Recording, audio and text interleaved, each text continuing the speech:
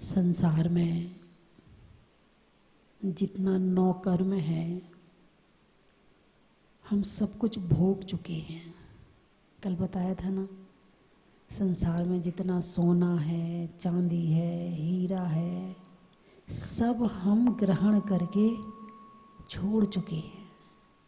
ऐसा कोई पदार्थ नहीं है जो हमने ग्रहण ना किया हो और छोड़ा ना हो। यानी संसार में आपको जितनी चीज़ें नज़र आ रही हैं, यदि आपका चिंतन शुरू हो जाए तो आप ऐसा विचार करें कि अब मुझे किसी चीज़ की लालसा नहीं है। संसार के सारे पदार्थ हम भोग करके छोड़ चुके हैं। ऐसा चिंतन करने से, ऐसा मनन करने से मन में संतोष पैदा होता है, मन में शांति आती है, अशांति जाती है और मन शांत रहता है। लालसाएं कम हो जाती हैं, तृष्णाएं कम हो जाती हैं। क्यों? जब हमें ये पता चल गया कि सारी चीज़ तो हमारे पास आकर के जा चुकी है, अब क्या चाहिए? अब कुछ नहीं चाहिए, अब तो आराम से जीना है बस। जीवन जीने के लिए सोना जरूरी है क्या? कौन सा वाला सोना? स्लिप वाला सोना या गोल्ड वाला सोना? गोल्ड वाला सोना, है ना? जीवन जीने के लिए सोना जरूरी है क्या? नहीं। अच्छा, जीवन जीने के लिए मकान जरूरी है क्या? कोठी जरूरी है क्या? नहीं है, है ना? जीवन जीने के लिए क्या जरूरी है? एक आहार के अलावा सब चीज के बिना जिंदगी चल सकती है। बोलिए हाँ या ना? एक भोजन के अलावा सब चीज के बिना, परिवार के बिना, घर के बिना, मकान के बिना, गोल्ड के बिना, बर्तन के बिना, बर्तन भी नहीं चाहिए। हाथ में खाते ना मुनिराज, बर्तन की भी जरूरत नहीं है ना? यानी सब चीज के, तुम्हारी क्रीम के बिना, पाउडर के बिना, लिपस्टिक के बिना, नाखून पॉलिश के बिना, दांतों के चमकाने के बिना, सब के बिना जिंदगी चल सकती है। केवल एक भोजन अति आवश्यक है, क्योंकि उससे शरीर धारण होता है, इसलिए भोजन की आवश्यकता है। बाकी सबके बिना जीवन चल सकता है। हमें जीना नहीं आता सबके बिना, वो बात अलग है, लेकिन जीवन चल सकता है सबके बिना, ये बात सिद्ध हमारा दिगंबर जैन धर्म कर देता है कि कपड़ों की भी जरूरत नहीं है। दिगंबर, दिग यानी दिशाएं, अंबर यानी वस्त्र, जिसके दिशाएं ही वस्त्र हैं वो दिगंबर है। और बाकी जितना सब कुछ कर रहे हैं, जितना इकट्ठा कर रहे हैं, वो सारा का सारा हमारा लोभ कषाय का, कर्म का नौ कर्म है। कर्म का नौ कर्म, जो कुछ दिख रहा है, जो कुछ इकट्ठा कर रहे हैं। एक दुकान में जाते हैं, ये भी खरीद लूँ, ये भी खरीद लूँ, ये भी ले लूँ, ये भी ले लूँ, जरूरत नहीं है तो भी ले लूँ। गृहस्थी के जीवन में जितनी जरूरत है उतना ले लिया। गुरुजन का सम्मान करो, कम हो तो संतोष करो और ज्यादा हो तो दान करो। अपने जीवन में गुरुजन का सम्मान करो और कम हो तो संतोष करो और ज्यादा हो तो दान करो। जीवन ऐसे होना चाहिए। कम है कोई बात नहीं, ज्यादा है सबके काम आए। भाग्य से मेरे आया है, लेकिन इस भाग्य को सौभाग्य बनाना है, तो उस भाग्य को सौभाग्य बनाने के लिए वो चीज सबके काम आ जाए, तो तुम्हारा भाग्य क्या बन जाएगा? सौभाग्य बन जाएगा। लेकिन जो चीज हमारे पास नहीं, मेरी है, ये किसी के काम नहीं आ सकती है, छोड़ नहीं सकते, छूटने वाली नहीं है। तृष्णा कहती है छोड़ मत देना, तृष्णा कहती है दे मत देना, तेरे पास कम हो जाएगी। बोलिए ऐसा लगता ना, नहीं नहीं देना इसको, ये चीज़ नहीं देना इसको, उसको खाना नहीं खिलाना, उसको ये चीज़ नहीं देना, दान नहीं देना, ऐसे भाव होते नहीं होते, ये लोभ कषाय है, ये तृष्णा है जो देने नहीं देती है। जबकि जो तुम कमा रहे हो, अब मुझे ये बताओ, जब जन्म लिया था तो साथ में क्या लेकर आए थे? जो कपड़े पहने हैं वो भी नहीं आए थे। अच्छा, जो चप्पल जूते पहनते हो वो बिना चप्पल के आए थे। अच्छा, चप्पल भी नहीं आई थी साथ में। अच्छा, चश्मा भी नहीं आया था।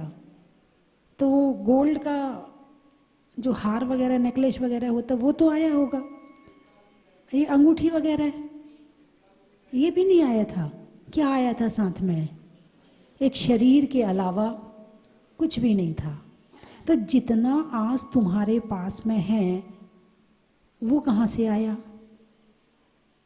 यहीं से इकट्ठा किया है। क्या किया? यहीं से इकट्ठा किया है। और जब जाओगे तो यहीं छोड़ करके चले जाओगे, कुछ भी साथ जाने वाला नहीं है। तो छोड़ के जाए तो धन की 3 गति होती है, दान, भोग और नाश। उत्तम गति है दान। है तुम्हारे पास, दान करो, सबके काम आए, अच्छा काम हो, दान। भोग कर लो, यानी यूज़ कर लो, अपने लिए यूज़ कर लो, अपने परिवार के लिए यूज़ कर लो, अपने घर वालों के लिए यूज़ कर लो। कितना यूज़ करोगे? खाओगे कितना खाओगे? पहनोगे कितना पहनोगे? एक जोड़ी कपड़े से ज़्यादा शरीर में पहन सकते हो क्या? नहीं पहन सकते हो। कितना खाओगे? एक बार में कितना खा सकते हो, है ना? तो जितना है उसको आपने दान, भोग और नाश अच्छे काम में लगा दिया, अमर हो गया। भोग कर लिया, खत्म हो गया। और भोग भी नहीं किया और दान भी नहीं किया, तो फिर तो वो तुम्हारे हाथ से जोड़ जोड़ मर जाएंगे और माल जमाई खाएंगे, है ना? तो इस तरह से नहीं, मैं ये नहीं कह रही, आपके भविष्य की निधि योजना बचा के रखो, सब चीज़ का एक एक हिस्सा बनाओ। मुझे अपने भविष्य के लिए इतना जमा पूंजी रखना है ताकि मेरा आगे का जीवन अच्छा निकल जाए, इतना मुझे बच्चों को देना है, इतना मुझे दान में देना है, इतना मुझे इसमें खर्च करना है। सबका अलग अलग डिपार्टमेंट बना दो और सबका अपना अपना हिस्सा दे दो और सब अपने लिए अपना बचा लो। ये नहीं कह रहे कि आपके पास जितना है सारे ही दे दो, नहीं, आपके भविष्य के लिए भी तो चाहिए ना। आप भविष्य में नहीं रखोगे तो बाद में परेशानी हो जाएगी। बच्चे काम नहीं आए, नहीं खिलाया उनने, तुम्हारे पास रहेगा तो कम से कम तुम अपना करके खा तो लोगे। तो अपने नाम का रखो, ये नहीं करे कि वो दान कर दो, लेकिन ज़्यादा हो तो दान करो। क्या कहा? ज़्यादा हो तो दान करो। ज़्यादा है ही नहीं है। अच्छा, ज़्यादा लगता नहीं है, जितना हो वो कम ही लगता है, वो 99 का चक्कर है। अच्छा अच्छा, वो एक सेठ जी थे, तो वो 3 मंजिल के बिल्डिंग में रहते थे, बड़ा पैसा था उनके पास में।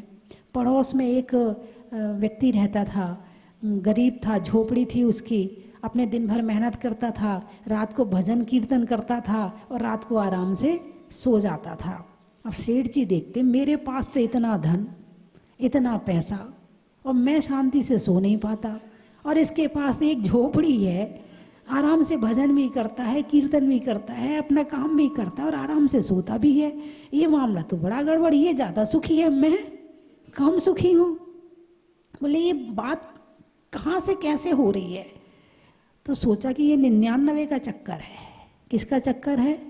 99 का। बोले इस प्रैक्टिकल करके देखता हूँ, लोग कहते हैं 99 का चक्कर है, चलो प्रैक्टिकल करके देखता हूँ। तो उन्होंने क्या किया कि 100 सिक्कों की 99 सिक्के सोने के एक थैली में डाले और उसके आंगन में फेंक दिए।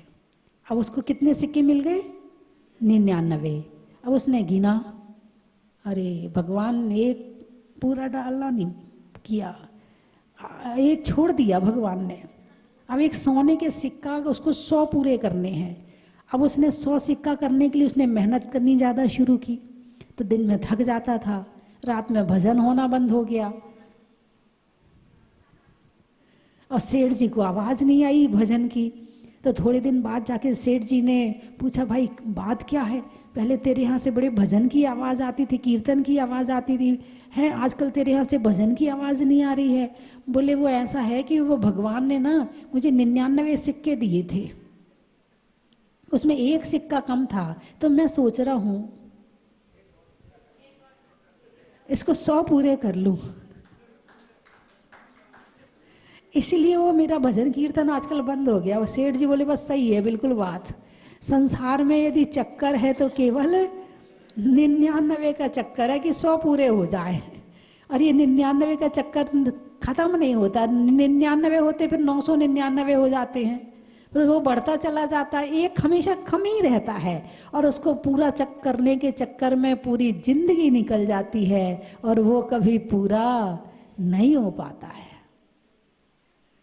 एक व्यक्ति थे, उनके पास 10 लाख रुपए थे, आराम से कमाई करते थे, 10 लाख पूंजी थी उनके पास में, और आराम से खाते थे, सुखी थे कि मेरे पास में 10 लाख रुपया है, सुखी थे। अब इत्तेफाक से कुछ ऐसा व्यापार बढ़ा कि उनके पास में 1 करोड़ हो गए। फिर थोड़े दिन के बाद में ऐसा हुआ कि व्यापार में घाटा लग गया, तो 90 लाख वापस चले गए। अब वो 10 लाख तो उनके पास आज भी हैं, 10 लाख तो उनके पास आज भी हैं, लेकिन 10 लाख में पहले वो सुखी थे और उसी 10 लाख में आज वो दुखी हैं। किस बात के दुखी हैं?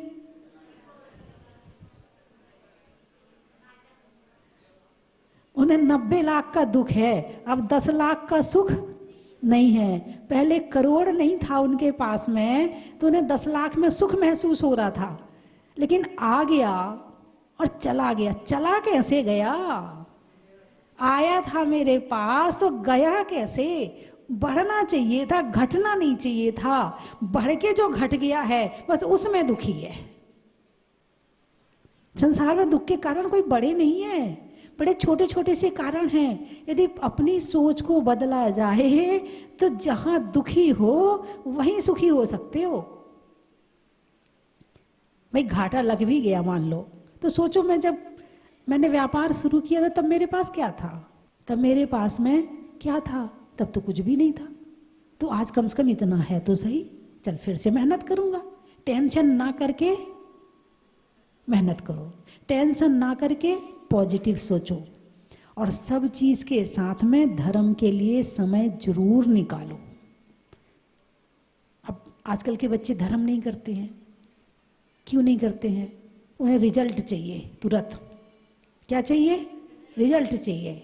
इधर दर्द की गोली खाई, इधर सिर ठीक होना चाहिए, इधर भोजन किया, इधर पेट भरना चाहिए, इधर पैसे दिए, इधर चीज आनी चाहिए, ऐसे रिजल्ट चाहिए। अब धर्म तो ऐसी चीज है जो देता तो है दिखता नहीं है, जो देता तो है मगर दिखता नहीं है। जैसे एक बिल्डिंग है, बिल्डिंग दिख रही है आपको, महल है, मान लो ये बिल्डिंग है, कितनी सुंदर बिल्डिंग है, दिख रही कि नहीं दिख रही? अरे बोलिए ना, दिख रही ना? लेकिन इसकी नींव दिख रही क्या? क्यों नहीं दिख रही? नींव दिखने लगेगी तो महल नहीं रहेगा। नींव हमेशा होती है, दिखती नहीं है, और उसके बिना महल बन नहीं सकता है, उसके बिना महल बन नहीं सकता है, बना दोगे तो टिक नहीं सकता है। ऐसे ही धर्म का फल दिखता नहीं है मगर होता है। यहां आप बैठे हो, किसके फल में बैठे हो? धर्म के फल में बैठे हो। आंखों से नजर नहीं आ रहा, वही है ना कर्म और नो कर्म। कर्म आंखों से दिखते हैं क्या?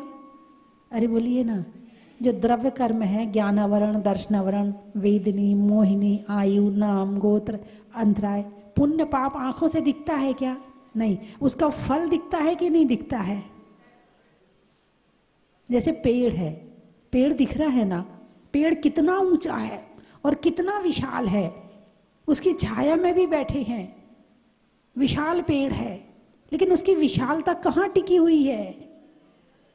अरे बोलिए ना, उसकी विशालता उसकी जड़ पे टिकी हुई है। इस बड़े पेड़ को अंदाज लगाया जा सकता है कि इसकी जड़ भी बहुत विशाल है। यदि इसकी जड़ विशाल नहीं होती तो इसका पेड़ भी विशाल होने वाला नहीं था।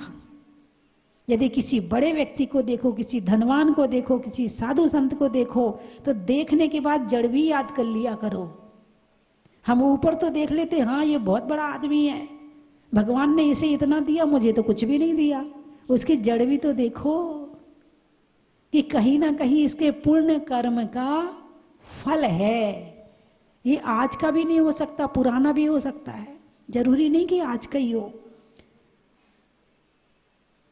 पानी किस में देते हो, जड़ में या पेड़ में, पत्ती में? किस में पानी दिया जाता है? जड़ में। पेड़ का जो फल फूल पना है वो पेड़ों पे पानी देने से होता है या जड़ में पानी देने से होता है? जड़ में पानी देंगे तो पेड़ अपने आप हरा भरा रहेगा, है ना। इसी तरह धर्म करेंगे तो जीवन रूपी पेड़ भी अपने आप हरा भरा रहेगा। लेकिन आजकल धर्म के नाम पर और त्याग को तो लोग ऐसा समझते हैं, ऐसा समझते, हे भगवान, हे जाना मत माता जी के पास में, पता नहीं क्या त्याग करवा दे। बोली हाँ या ना। आजकल के बच्चों में धारणा है कि नहीं है कि माता जी त्याग, मैं नहीं त्याग करवाती, मैं कुछ भी त्याग नहीं करवाती। मुझे तो जब त्याग करवाना होता है तो मैं तो केवल पहले उस विषय में बता देती हूँ, आपको समझा देती हूँ, समझाने के बाद कहती हूँ अब आपको समझ में आ गया है तो हाथ उठा लो, और नहीं आया है तो कोई बात नहीं है। तो जिनको समझ में आता है वो हाथ उठा लेते हैं और वो उस चीज़ को ग्रहण कर लेते हैं, उस चीज़ का त्याग कर देते हैं, और नहीं आता है तो उसकी भवितव्यता उसके ऊपर आधारित है। तो धर्म क्या है? जड़ है। जिसकी जड़ कमजोर उसका पेड़ कमजोर, और जिसकी जड़ मजबूत उसका पेड़ मजबूत, और जिसका पेड़ मजबूत उसके फल फूल मजबूत। आजकल के बच्चों को जरा जरा सी बात में डिप्रेशन हो जाता है, महसूस किया आपने? जरा जरा सी बात पे चिल्लाने लगते हैं, जरा सी बात पे चिड़चिड़ाने लगते हैं, जरा जरा सी बात पे बीमार हो जाते हैं, एक थप्पड़ मार नहीं सकते, कुछ बोल नहीं सकते। बेचारे हमारे बूढ़े बड़े तो वैसे ही परेशान हो रहे हैं, उन्हें देख देख के परेशान हो रहे हैं। गुस्सा भी वो ही कर लें, चिल्ला भी वो ही लें, बड़े कुछ बोल भी नहीं रहे हैं और सुनना भी उन्हें है, और बच्चों की टेंशन भी उन्हें करनी है कि बेचारे बच्चे को गुस्सा आ रहा है। कोई और गुस्से में बोल दे तो चार वापिस सुना दें, लेकिन यहाँ क्या हो रहा है? सुन भी रहे हैं और टेंशन भी कर रहे हैं। आने वाली नस्ल जो है बहुत कमजोर आ रही है, बहुत कमजोर आ रही है। और पहले के लोग बड़े बड़ा घाटा भी हो जाए और बड़े बड़े बच्चों को पिताजी चांटा भी मार दें तो भी कुछ नहीं होता था। सहनशीलता थी पहले के लोगों में। आज आप में सहनशीलता है तो आप शांति से बैठे और बुढ़ापे तक ठीक ठाक पहुंच गए आप। क्या ये आप बुढ़ापे तक ठीक ठाक पहुंच गए हैं, ये आपकी मजबूती का प्रतीक है। और आजकल वो खाता ही नहीं है, वो छोटा सा बच्चा खाता ही नहीं है, उसके पीछे लेके थाली लेके घूमो, बेटा खा ले मोबाइल देख ले तेरी पसंद का गाना लगा दूं, ले मैं तेरे कार्टून लगा देती, खा ले बेटा। अब जब वो खाएगा ही नहीं तो कमजोर तो होगी जड़ उसकी। और पहले के लोग लड़ते थे खाने के लिए, मैं खाऊंगा मैं खाऊंगा। अब खाने को है तो खाते नहीं है। पहले जब भूख थी तो खाना नहीं था, अब खाना है तो भूख खत्म हो गई। यानी बड़ा जमाना बहुत दुख का आने वाला है। पहला सुख निरोगी काया, पहला सुख। अब सबसे पहले आजकल के बच्चे बीमार ज्यादा है, इतने छोटे छोटे बच्चों को, किसी को शुगर हो रही है, किसी को बीपी हो रहा है, किसी को अस्थमा हो रहा है, अभी पैदा हुए नहीं बीमारी पहले आ गई। पहला सुख निरोगी काया। बात चल रही है परिवर्तन की, पंच परिवर्तन है ना। द्रव्य परिवर्तन।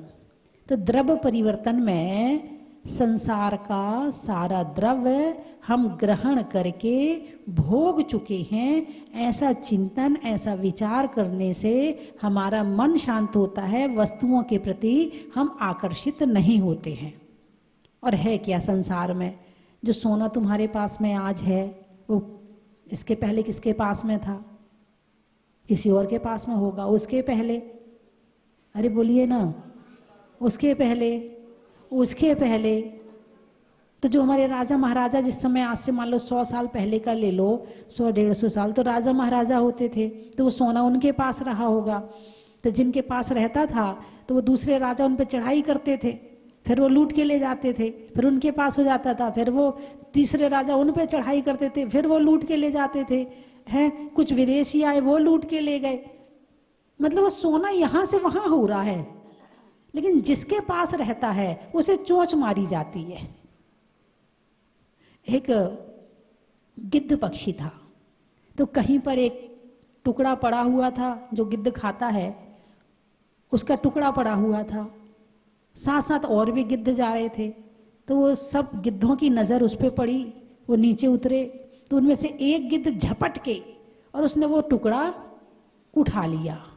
अब वो टुकड़ा उठा लिया तो बाकी गिद्ध जो हैं उसको चोंच मार रहे, छोड़ छोड़ छोड़। वो बेचारा अंदर भी ना कर पा रहा और उसे चोंच मारे जा रहे। तो उसको दर्द ज़्यादा हुआ तो वो टुकड़ा उसके मुंह से नीचे गिर गया। अब दूसरे गिद्ध ने उठा लिया उसको, तो जिसने उठाया अब उसे चोंच मारे जा रहे, तू छोड़। इस संसार में आके इस पुद्गल, सोना चांदी, इन सब चीज़ों के टुकड़े को जो इकट्ठा करता है उसे चोंच मारी जाती, छोड़ छोड़, ये मेरा है, छोड़। कोई चोरी से, कोई किसी तरह से, कोई किसी तरह से उसे उसके पीछे पड़ जाते हैं। बोले यही हो रहा है कि नहीं हो रहा है? और जिसके पास कुछ नहीं है उसको कोई कुछ कहता ही नहीं है। अब हमें कौन क्या कहेगा? कुछ है ही नहीं हमारे पास में। एक सेठ जी थे, वो जंगल से जा रहे थे। पहले जंगल में लुटेरे बहुत होते थे, लोग पैदल जाते थे, बैलगाड़ी से जाते थे। तो सेठ जी जब लुटेरी आए तो उनने अंगूठी कहिए उतारो, उतार दी। तो फिर उसके बाद बोले, सेठ जी नाचने लगे, अभी तो मेरे पास बहुत कुछ है, अभी तो मेरे पास बहुत कुछ है। तो सेठ जी वो सोचे कि शायद अंदर कुर्ते के अंदर कुछ होगा, तो उन्होंने कुर्ता उतरवाया, तो चैन वगैरह मिली तो वो भी उतरवा ली। अब सेठ जी फिर नाच रहे, अभी तो मेरे पास बहुत कुछ है, अभी तो मेरे पास बहुत कुछ है। तो उन्होंने उसकी बनियान भी उतरवा दी। फिर वो फिर नाचने लगे, अभी तो मेरे पास बहुत कुछ है, अभी तो मेरे पास बहुत कुछ है। तो उन्होंने उनका पजामा भी उतरवा दिया। अब उनके पास केवल एक कपड़ा बचा। अब वो फिर नाचे जा रहे सेठ जी, अभी तो मेरे पास बहुत कुछ है, अभी तो मेरे पास बहुत कुछ है। अब बोले इसके अंदर रखा है ये। तो डाकुओं ने उनकी वो भी उतार दी। अब सेठ जी अभी भी नाच रहे हैं, अभी तो मेरे पास बहुत कुछ है। तो बोले अब क्या है तेरे पास में? अब तो तेरे पास कुछ भी नहीं है। बोले मेरे पास मेरा धर्म है, मेरे पास मेरा भाग्य है, जिसे कोई छीन नहीं सकता है। तुमने तो केवल धन छीना है, यदि भाग्य में होगा दोबारा आ जाएगा। तुम क्या छीन लोगे मेरा? मेरा भाग्य तो नहीं छीन सकते ना, तुमने धन ही तो छीना है ना। और भाग्य बनता है धर्म से। क्या भाग्य बनता है? धर्म से। तो मेरा धर्म तो नहीं छीन सकते, मेरा रत्नात्रय तो नहीं छीन सकते, मेरा सम्यक दर्शन तो नहीं छीन सकते हो तुम। जो मेरे पास में ज्ञान है तुम उसे तो नहीं छीन सकते हो। तो जब तुम उसे नहीं छीन सकते हो तो वही मेरा सब कुछ है। ये तो बाहर की चीजें हैं, छीन रहे हो छीन लो। आज मेरे पास थी, कल तुम्हारे पास है, परसों किसी और के पास होगी, नरसों किसी और के पास होगी। ये टिकने वाली तो है ही नहीं है। जिसके पास जाती है वो ही कहता है मेरा है। जिसके पास जाती है वो ही कहता है। एक सास थी, अब उसका बेटा बड़ा हुआ तो उसकी बहू आई। अब बहू आई तो जो सास के कमर में चाबी थी, अब बहू सोचती है कि ये तिजोरी की चाबी, इस तिजोरी में इतना सोना रखा है, इतना चांदी रखा है, इतना सब कुछ रखा है, वो दिन कब आएगा जब ये चाबी अरे बोलिए ना, है ना, मेरे कमर में आएगी। अब समय तो बदलता है, समय ठहरता तो है नहीं, भले वो धीरे धीरे चले लेकिन चलता तो हर क्षण है। चलिए मैं 3 चीज़ें बोलूँगी, आपको कहना बड़ा ही महत्व है। बच्चों में नर्तन का, रसोई में बर्तन का, और अब नहीं होने में पंच परावर्तन का।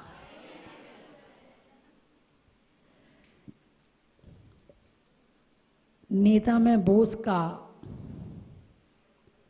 गलतियों पर अफसोस का, और रखने में संतोष का। बीज में बोने का, कमरे में कोने का, और वस्तुओं के प्रति आकर्षित नहीं होने का। नहीं होने का, हाँ, होने का नहीं, नहीं होने का। अच्छा आपने जोर डाल दिया ताकि सब समझ जाएं, उल्टा ना हो जाए।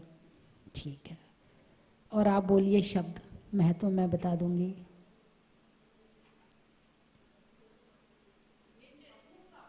बहू का, अच्छा। ग्रहों में राहु का, जातियों में साहू का, और सास के लिए बहू का। भिंड का, पापों के खंड खंड का, बुढ़ा भोजन में दाल का, सिर पर काले बाल का। अभी अभी पूरा नहीं हुआ। शहरों में ताल का, घर में लाल का, समय में काल का, होने में निहाल का, और आने वालों में भोपाल का। कौन सा गढ़? झारखंड। झारखंड, अच्छा। होने में झंड का, बच्चे कहते ना झंड हो गए, होने में झंड का। बनारस में पंड का, और आने वालों में झारखंड का। जसपुर का, गाने में सुर का, रिश्तों में ससुर का, और आने वालों में झारखंड जसपुर का। सास का भी होना चाहिए, क्या बात है। अब यहाँ सास सास ज़्यादा बैठी, उनने अपनी बहू का तो पूछ लिया, बहू कम बैठी, उनको पूछना चाहिए था। लेकिन सास का महत्व देखो बहू के जीवन में कितना है, तो आप ही बता सकते हो। लेने में सांस का, करने में आस का, और बहू के लिए सास का। और बताइए, ससुर का भी बता दूं? देवों में असुर का, देवों में असुर का, नृत्य में नुपुर का, और घर में परिवार में ससुर का।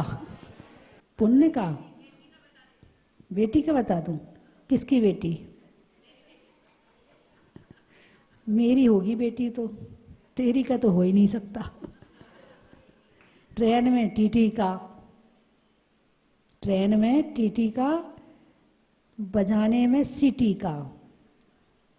बजाते ना, सीटी बजाते हैं, फिर वो बस रुकती है। और तुम्हारी अपनी सबकी बेटी का, खुसुर फुसुर का, अच्छा। फिर वही आ जाएगा, रिश्तों में ससुर का, देवों में असुर का, महिलाओं में खुसुर फुसुर का।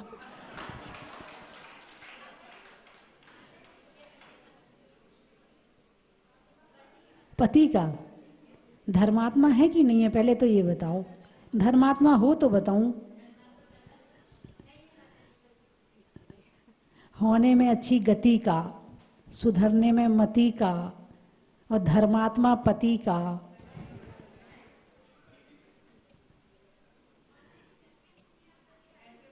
अच्छा, होने में सुखिया का, होने में सुखिया का, जातियों में बनिया का, और घर के मुखिया का।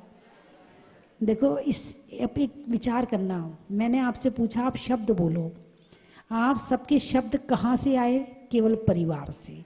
इसका मतलब आपके दिमाग में परिवार के अलावा कुछ नहीं है। ये आपके दिमाग को पढ़ने का तरीका है। बस अब तो पढ़ लिया, अब तो पढ़ चुकी, अब तो ये औपचारिकता है ना। ये मतलब एक बार में जो है वो नेचुरल है। अब तुम्हारा वो नेचुरल वाला तो गया, क्योंकि मैंने बता दिया कि मैंने आपका दिमाग पढ़ लिया कि आपके दिमाग में परिवार के अलावा और कुछ, किसी ने समाज का नहीं पूछा, किसी ने नमोकार का नहीं पूछा, किसी ने शास्त्र का नहीं पूछा, केवल पति बेटी, पति ससुर, सास बहू। अब तो कल बताऊंगी, अब नहीं बता रही। बोले 24 भगवान की। है हमको खुशी इस बात की हो रही है कि परम पूज्य आचार्य विद्याभूषण सर्वसागर महाराज जी हमारे गृहस्थ जीवन के हमारे चचेरे भाई थे और उनकी शिष्या ने यहाँ पर एक अद्भुत काम करके दिखाया है स्वस्ति भूषण माता जी ने। मैं उनकी जितनी तारीफ करूं उतनी कम है। आज हमको बड़ा गर्व हो रहा है कि हमारे चचेरे भाई आचार्य विद्याभूषण शर्मा महाराज जी को ऐसी शिक्षा को छोड़ के गए जिन्होंने पूरे भारतवर्ष में क्या पूरे संसार में उन्होंने कीर्ति स्थापित की है। यहाँ की कलाकारी, यहाँ की प्लानिंग, यहाँ की स्वच्छता, यहाँ की एक अद्भुत है। जितने भी धर्म प्रेमी भाई यहाँ पर आए हुए हैं, यहाँ से सबक लेकर जाएं किस तरह से सफाई का ध्यान रखा जाता है, किस तरह व्यवस्था की जाती है, किस तरह से मंदिर बनवाया है, एक अद्भुत कार्य किया है। मैं इस भव्य मंदिर को देख करके बहुत ही प्रसन्नता प्राप्त हुई मेरे को। और मैं ये चाहता हूँ कि जितने धर्मप्रेमी भाई हैं वो यहाँ से कुछ को अवश्य सीख करके जाएं। किस तरह के कलाकारी की है मंदिर में, किस तरह की व्यवस्था है, सभी को A1 व्यवस्था कहलाई है। कहीं किसी को कोई यात्री को 1% भी दिक्कत नहीं हो इस तरह की व्यवस्था रहने की, खाने की, पीने की, आने की गई है। मैं अगेन अपनी परम पूज्य स्वस्ति भूषण माता जी के चरणों में नमन करते हुए, मुनि संघ को नमन करते हुए अपनी बात को विराम देता हूँ कि और आज बहुत ही अच्छा लगा। हमें प्रथम कलश और शांति धारा करने का मौका मिला। इससे बड़ी खुशी की बात और क्या हो सकती है कि हम अपने परिवार और बेटी दामाद के साथ, बेटे नमन के साथ यहाँ आए और हमें ये मौका मिला और माता जी के सानिध्य में ये मौका मिला। सबके साथ बहुत ही अच्छा लगा, हमें बहुत अच्छा लगा। यहाँ की बात ही निराली है। हमें हर साल अच्छा लगता है, हम हर साल ही यहाँ आते हैं और यहाँ की व्यवस्था और सब देख के और भी बहुत अच्छा लगता है।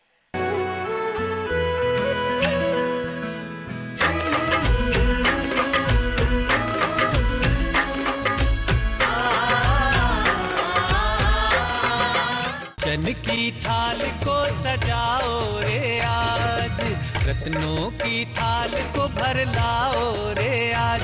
आओ आओ करे रे गुणगान आरती भगवन की। आओ आओ करे गुणगान आरती भगवन की। आओ आओ करे रे गुणगान आरती भगवन की।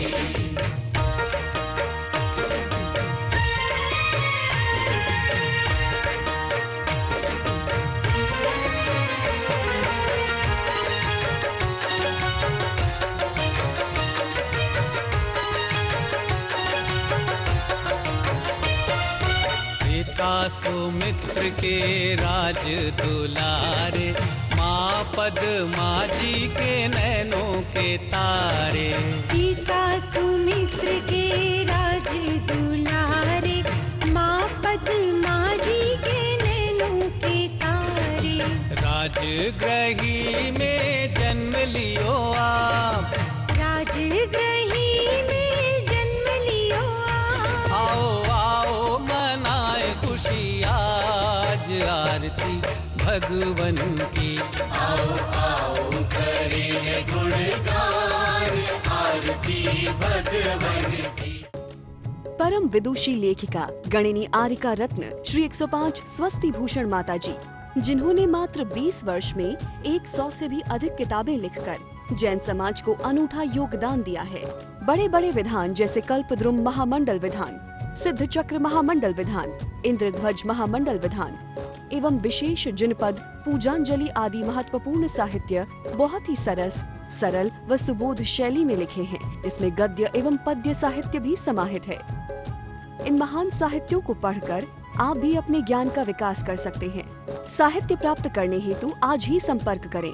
संपर्क सूत्र 7906062500 9868345768।